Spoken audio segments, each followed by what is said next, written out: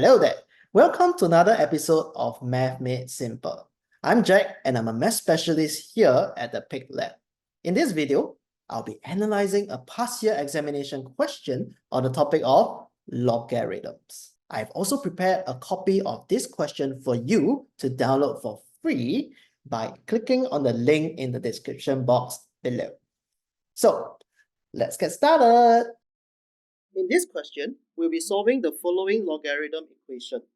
But before we begin, let us first try to understand what exactly is a logarithm function.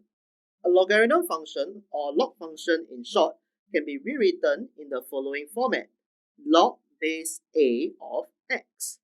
This a term here is known as the base term, while the x here can represent any expression or a certain constant value.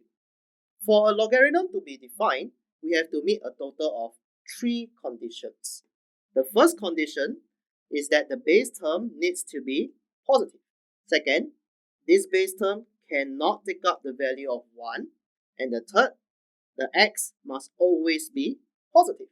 Now, if these three conditions are met, we say that the log term is going to be well defined. Some examples of logarithm functions that are well defined includes log base 2 of 8, log base 3 of 9, and log base 4 of 16. But what do these logarithm functions really tell us? To answer that, we will call upon the exponential function. Recall that these functions can be represented in the form of y equals to a to the power of x. Some examples include 8 equals to 2 to the power of 3, because we know 2 times 2 times 2 is 8. 9 is equals to 3 squared, and 16 is equal to 4 squared.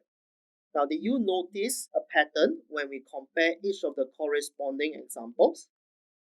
The base terms of 2, 3, and 4, as well as the numbers 8, 9, and 16, repeats in both functions. However, there is one number that did not repeat on both sides, that being the powers of the exponential function. And this is exactly what the logarithm function means. They are simply the power that the base term is going to be raised to.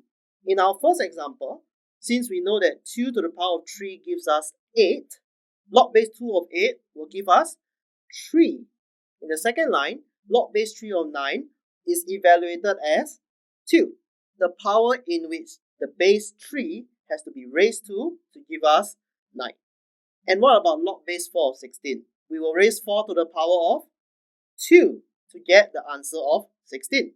Through this example, we see what the logarithm function really represents. We write them in two different forms, and this brings out the idea that the logarithm and exponential functions are equivalent to one another.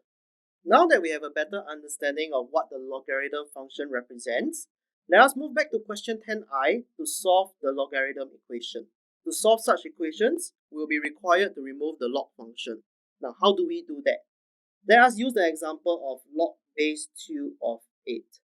We know this will equate to 3, and we are now interested to rewrite this as 8 equals to 2 to the power of 3. So how do we get about it? First, recall that the 2 here is known as the base term, while the number 3 is known as the power term.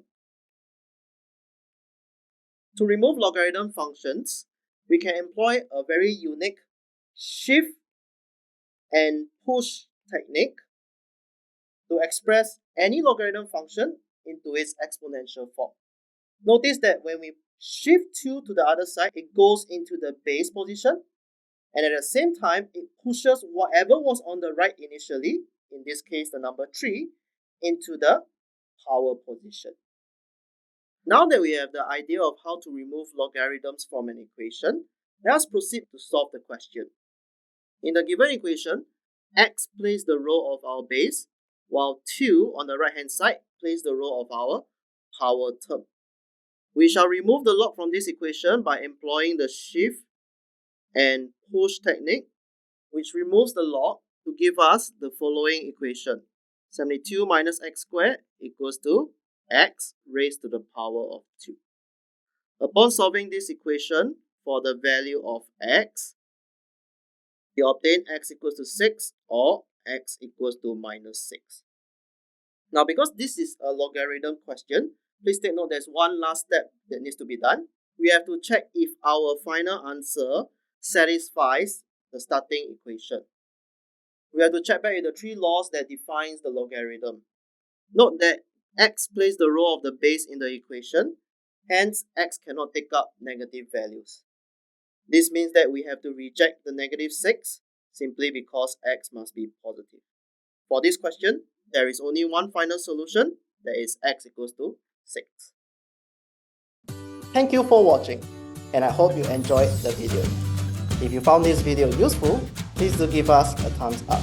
If you'd like to check out more videos by us, do click on the links on the right hand side of this video.